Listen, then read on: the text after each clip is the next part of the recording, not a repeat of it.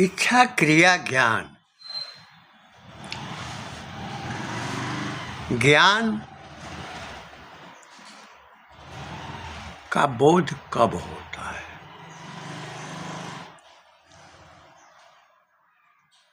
और किस परिवेश में होता है?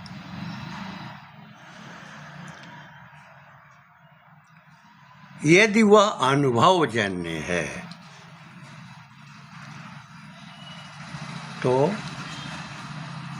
स्मृति में सदैव रहता है। यदि वह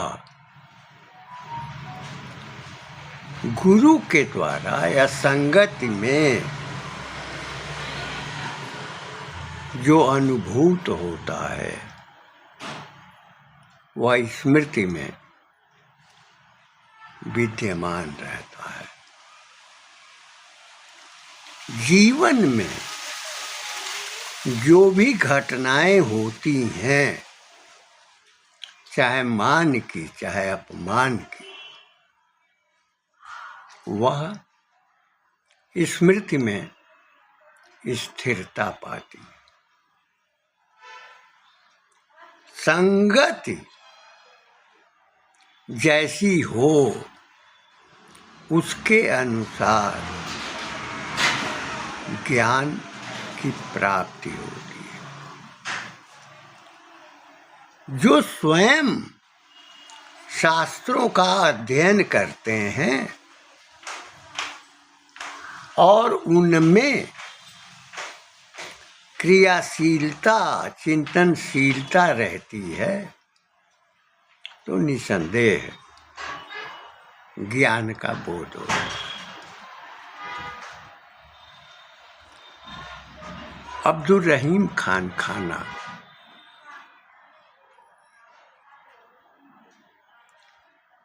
के भीतर पिता की हत्या और लालन पालन का बोध, उपेक्षा और अपेक्षा में उनकी जीवंतता, अनुभूतियों का विस्तार, समाज के साथ व्यवहारण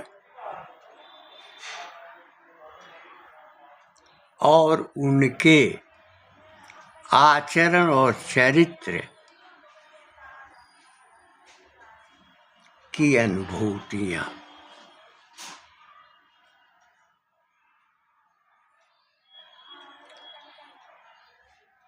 उनके मन में थी और उसके साथ ही ज्ञान का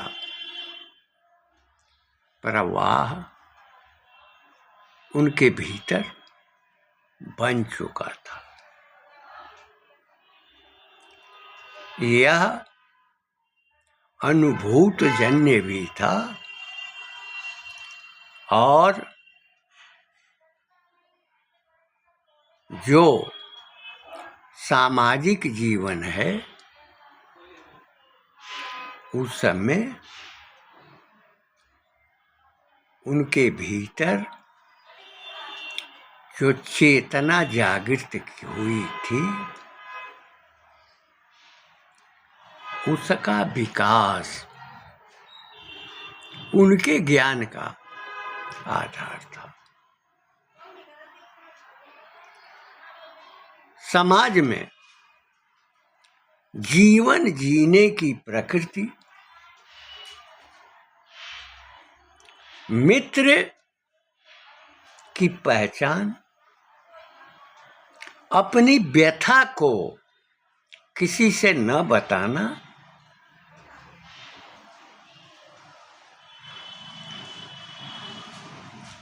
जो वनस्पतियों में, फलों में, सब्जियों में जो प्राकृतिक गुण दोष है उनका ज्ञान रखना और अपने अनुभवों को व्यक्त करना। जो जीव हैं उनके साथ कैसे निर्वहन करना और चलना और अपनी जीवंतता को बनाए रखना। रहीम के भीतर उसका बोध था और केवल उन्हीं के भीतर नहीं, उनके लिए ही नहीं था, बल्कि समाज में जन के, व्यक्ति के संचरण के लिए वह दिशा देता था और उनके बाद अनंतर उन दोहों से समाज प्रेरणा लेता है। प्रसंग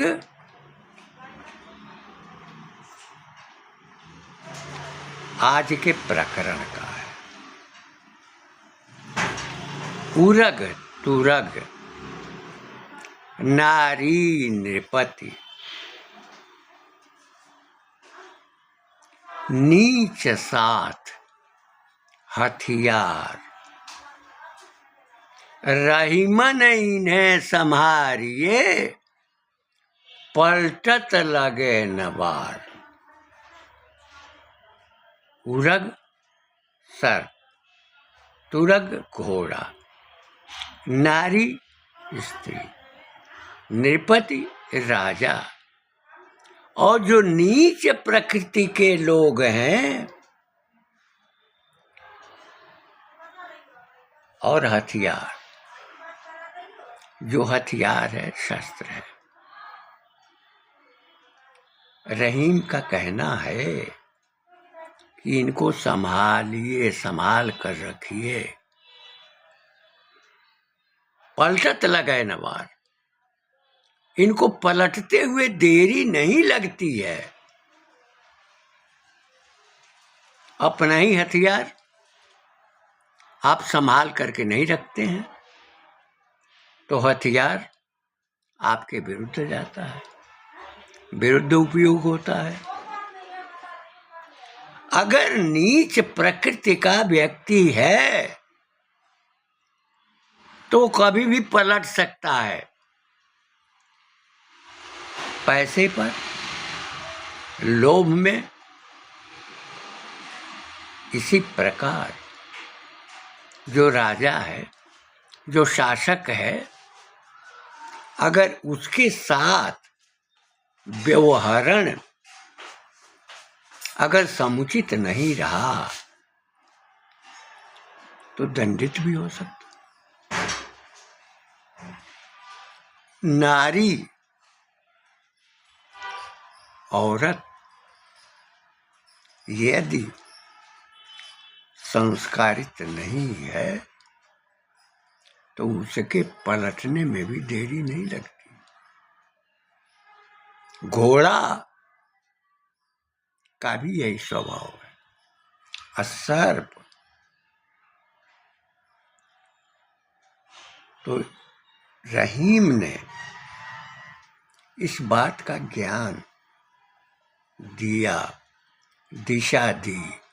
आज भी लगभग 500 वर्षों के बाद भारत की जीवन धारा में रहीम के दोहे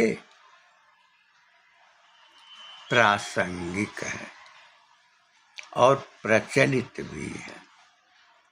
बात बात पर गाँव में जो अनपढ़ भी होते हैं, जिनमें इनके उदाहरण की स्मृतियाँ होती हैं, वे सीख देते हैं संस्कारित करते हैं। राणा सांगा सिसोदिया कुल के थे और सिसोदिया वंश भारत के गौरव का प्रतीक रहा है। और सिसोदिया कुल भारत की गरिमा और भारत की महिमा और भारत के संदेश वैभव का संरक्षक रहा है। रामजीलाल सुमन सांसद, ये पद और ये सत्ता 2 दिन की है। ज्यादा समय एक सांसद चाहे 10-20 वर्षों तक रहा हो, वो हमेशा वहां अस्थायित्व में नहीं रहेगा। पुनः उसे समाज में आना है। उसकी भी पीढ़ियां हैं, लेकिन जिनके भीतर स्वाभिमान की आग जलती है, वह निश्चय ही किसी को जलाती भी है। भारत के इतिहास को प्रदूषित करने का कार्य अंग्रेजी शासनकाल में हुआ है और उससे भी अधिक भारत के कथित आजादी के काल से लंबी कई पीढ़ियों तक लंबी अवधि तक रहा है। जिन्होंने भारत के इतिहास को प्रदूषित करने के लिए भारत के गौरव के प्रतीक जो महापुरुष हैं, उनके संबंध में मिथ्या ज्ञान बोध कराया। जो लोग बाबर की आत्मकथा अकबर के संबंध में जो कुछ भी लिखा गया है, जिस किसी ने लिखा है, उसके मूल स्वरूप से वो परिचित नहीं है, क्योंकि उसका कथित अनुवाद जो अंग्रेजी में उपलब्ध है, जिसको अंग्रेजी विद्वानों ने, इतिहासकारों ने अनुदित करने का कार्य किया है, वो अनुदित, वो जानते हैं कि वो जो कुछ भी लिखा गया है वो उपलब्ध नहीं है।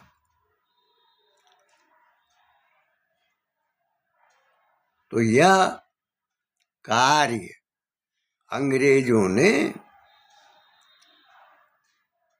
अनुदित रूप में लाकर और भारत के इतिहास को कलंकित करने की चेष्टा की, समाज को बांटने की चेष्टा की, समाज को विभाजित करने की चेष्टा की। और जो उन्होंने किया उससे बहुत बढ़ चढ़कर कथित आजाद भारत के शासन में हुआ। इसकी कल्पना आप कर सकते हैं। जो इतिहासकार हुए हैं वो इतिहासकार आश्रित हैं उन अंग्रेज इतिहासकारों के जिनके द्वारा अनुदित किए हुए बताए जाते हैं।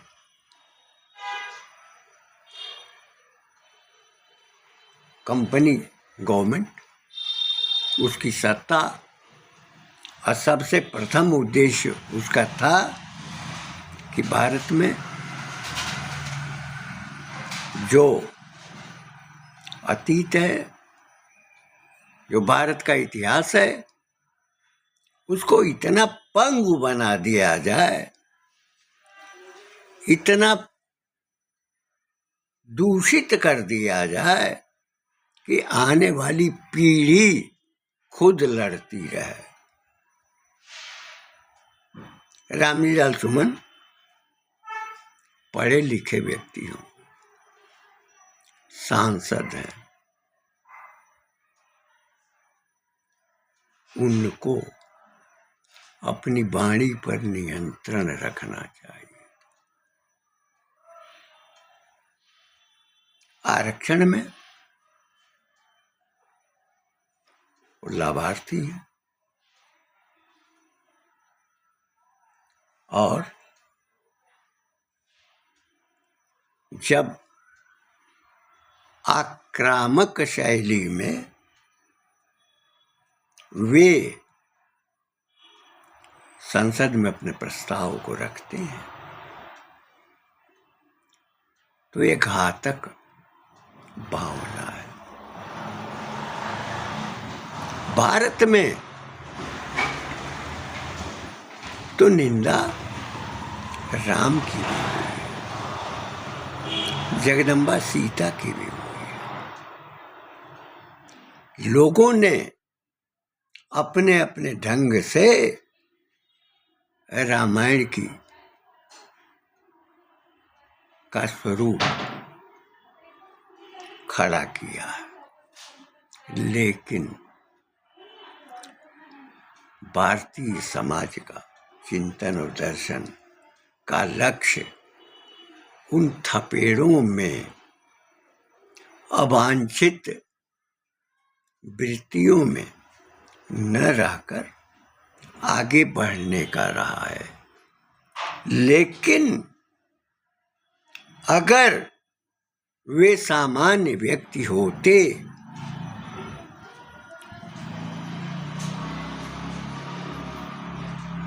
और शासन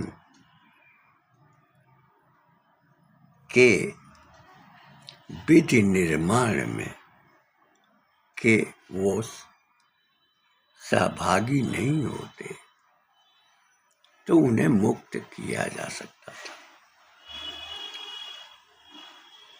यद्यपि उन्होंने अपनी वाणी को से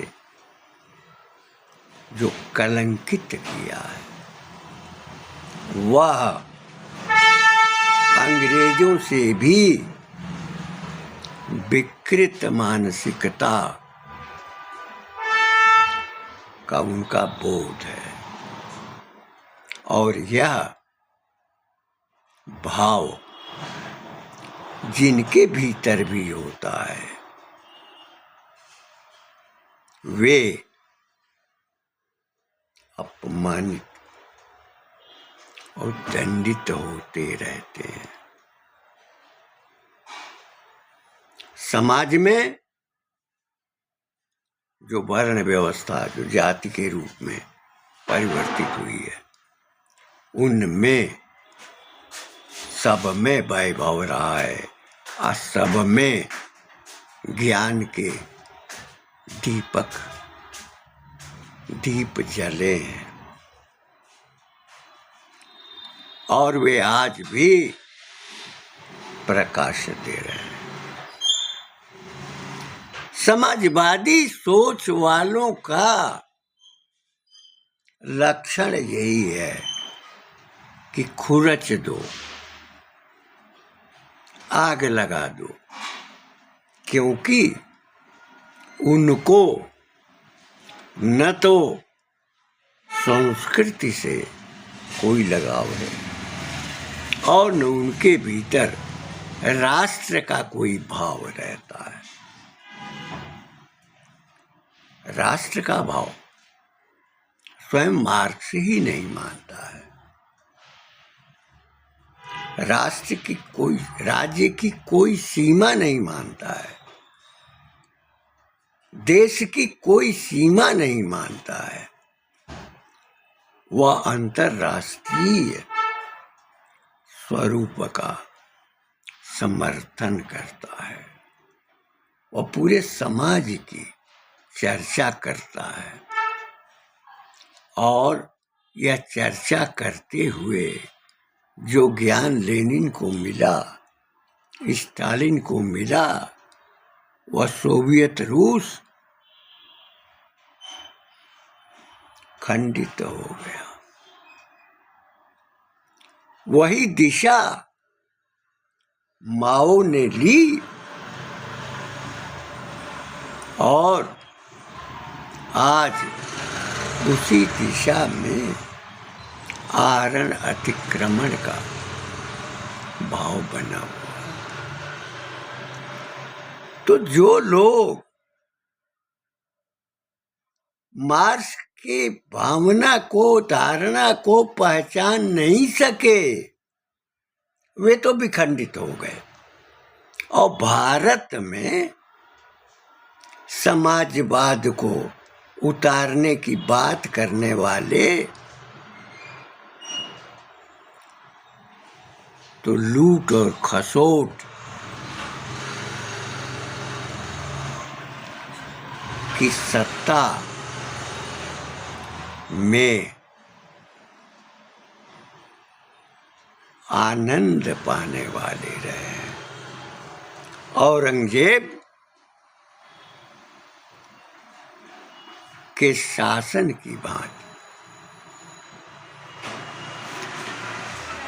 जिन लोगों को आलमगीर भी नियंत्रित नहीं कर सकता था, किंतु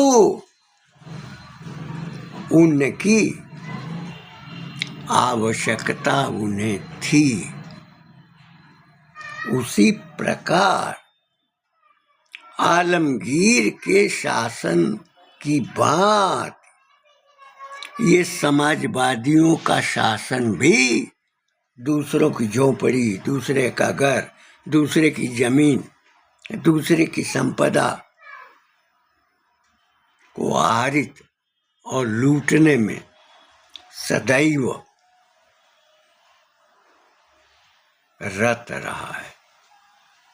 चाहे कोई भी प्रदेश हो, उन प्रदेशों में जहाँ सोच समाजवाद की होती है और जो कार्य होता है वह शोषण का होता है, आहरण अपहरण का होता है, नाश विनाश का होता है। व्यवहारिक रूप में सत्ता का संचालन करने वाले जो लोग हैं, वे अपनी संपदा, अपनी जो पृष्ठभूमि है, उसको विकसित करने के लिए प्रयत्नशील रहते हैं। क्या वही समाजवाद है?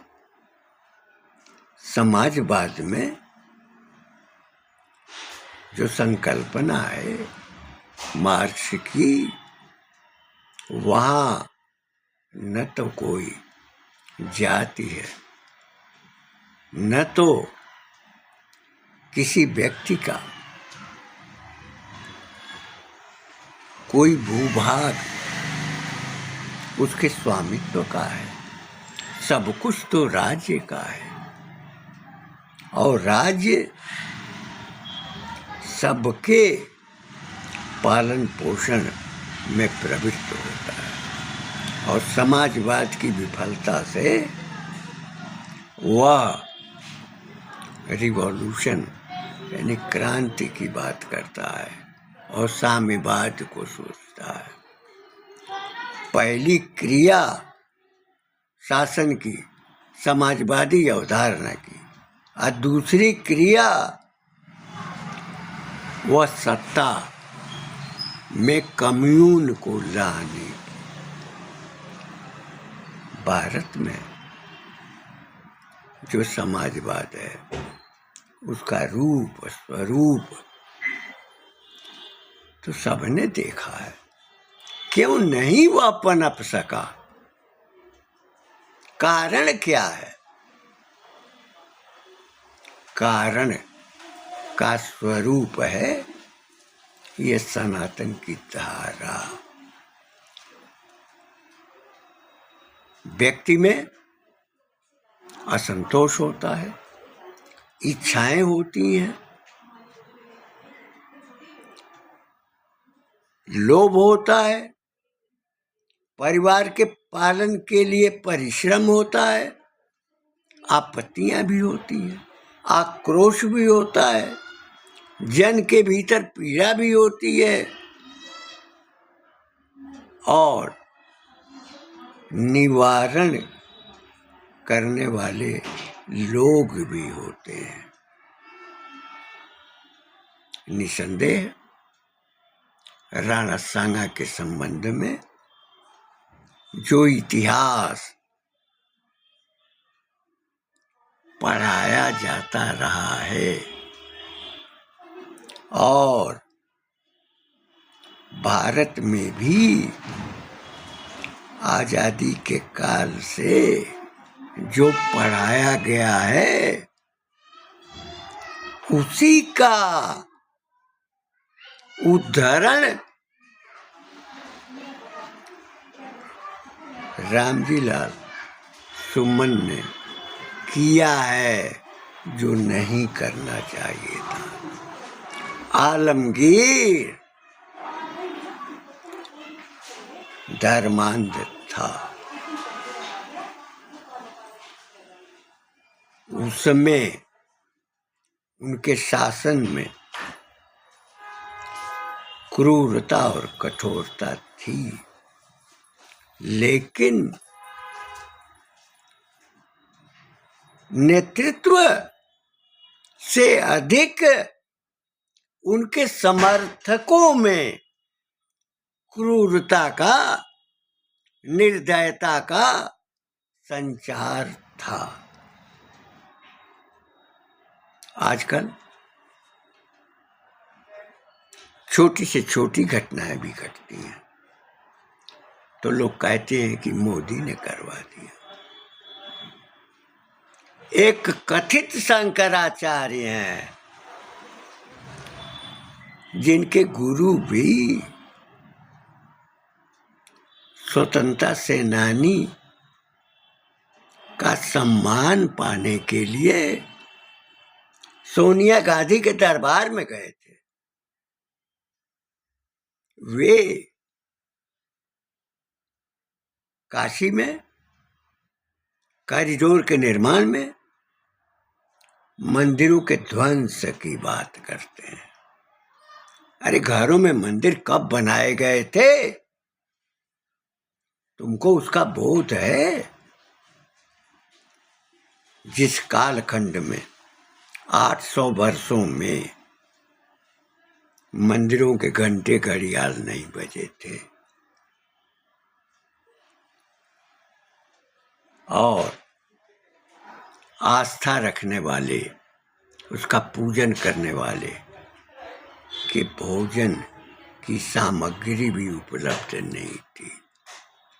उस कालखंड में अपने घरों में शिवलिंग स्थापित कर, मंदिर स्थापित कर, बनाकर छोटा सा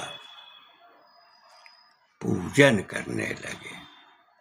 और संतों ने, कबीर ने, दादू ने, नानक ने, रैदास ने, रैसू ने पूजन उपासना पद्धति के बजाय राम का नाम जपने के लिए कहा। वह राम का नाम हमारी संस्कृति और हमारे ज्ञान बोध और हमारी सनातन धारा का सहारा बन गया। ज्ञानवापी कॉरिडोर के निर्माण से क्या दिशा मिली काशी के जन समाज को? वह झूठा और अज्ञानी प्रकृति का बोध रखने वाला जो व्यक्ति है वह क्या जानेगा। आलमगीर के संबंध में बहुत सारी चर्चाएं चल रही हैं। पाकिस्तान के पाठ्यक्रमों में, इतिहास में भारत के प्राचीन स्वरूप का उल्लेख हमको तो नहीं सुनाई पड़ा। और यह सच है कि उन्होंने अपने इतिहास की आधारभूमि स्वयं खड़ी की है। लेकिन खंडित भारत में हमने, यानी अंग्रेजों ने विद्वेष पैदा करने के लिए सांप्रदायिक उन्माद, जातीय उन्माद, जातीय भेद पैदा करने के लिए जो व्याख्याएं की, जो अनुवाद किया, वो अंग्रेजी में था और उसी को मान करके जो अंग्रेजी का ज्ञान रखते थे उन्होंने इतिहास की रचना की। एक देहात में कहावत कही जाती है कि एक कुत्ता, पहले औरतें जांत चलाती थी और आटा पीसती थी और गीत गाती थी। पीसने के उपरांत जब वो कार्य में व्यस्त हो जाती थी तो एक कुत्ता जांत की करिया को चाटता था तो दूसरा कुत्ता उसके पीछे उसके चूतर को चाटता था, तीसरा उसके चूतर। इसी प्रकार से इतिहास के निर्माण का स्वरूप आज तक बना हुआ है, जिसके द्वारा सांप्रदायिक, जातीय विभेद आज जन जन में दिखाई पड़ता है। रामजी लाल सुमन भी उसी प्रकृति के व्यक्ति, उन्हें उस अवसर पर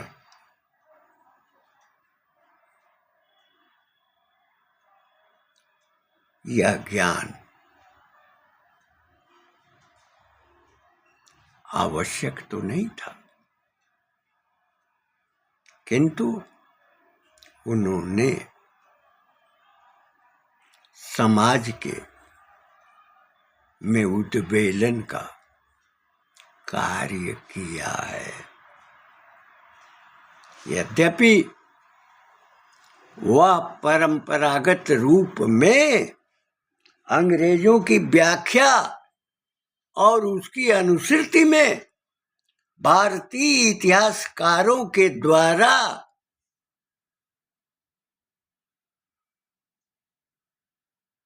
बहिष्कृत और कहीं स्वीकृत प्रकृति के अंतर्गत आता है। यदि उनके भीतर विवेक होता तो निश्चय ही उसको व्यक्त नहीं करते, क्योंकि जो जन सैलाब होता है, जो भीड़ होती है, वो भीड़ के स्वभाव में जो प्रकृति है, जो गति है, वो अनियंत्रित होती है। प्रत्येक शासक के लिए और शासन के संचालन करने वालों के लिए या सत्ता में विपक्ष या प्रतिपक्ष के रूप में हो, विवेक का बना रहना आवश्यक होता है। क्योंकि अगर बात उचित नहीं है तो हाथी के पांव के तले दबा दिया जाता है, और अगर बात अच्छी है तो हाथी जैसी मूल्यवान जो जीव है वह लोग दे देते हैं। तो वाणी में संयम, लेकिन समाजवादी अपने को दुष्कृत रूप में मानने वालों को समझाए कौन? क्योंकि उनमें यही संस्कार है कि जितना बोलो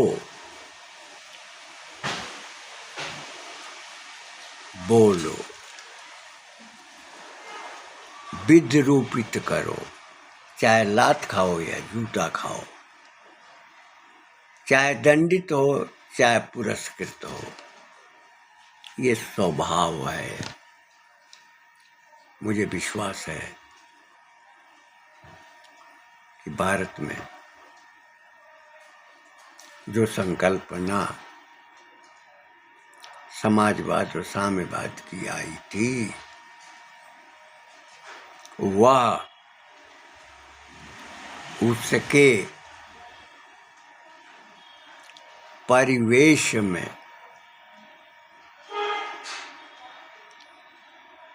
खुरचने का तो प्रयास किया, किंतु वह उसको बदल नहीं पाए।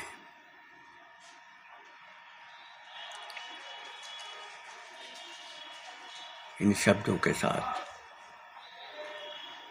मैं अपनी वाणी को विराम देता हूँ। राणा साना भारत के सपूत थे, भारत के नायक थे, और उनकी वीरता और पराक्रम की कहानियां युवकों में, जवानों में रक्त का संचार करती। उनके वंशजों ने जो त्याग और बलिदान किया है, उसकी स्मृतियां महाकाव्यों और काव्यों में, कहानियों में, उपन्यासों में सर्वत्र सुलभ रही है। रविन्द्रनाथ टैगोर जी ने कथाओं कहानी में राजस्थान की मिट्टी में पैदा होने वाले वीर सपूतों को नमन भी किया।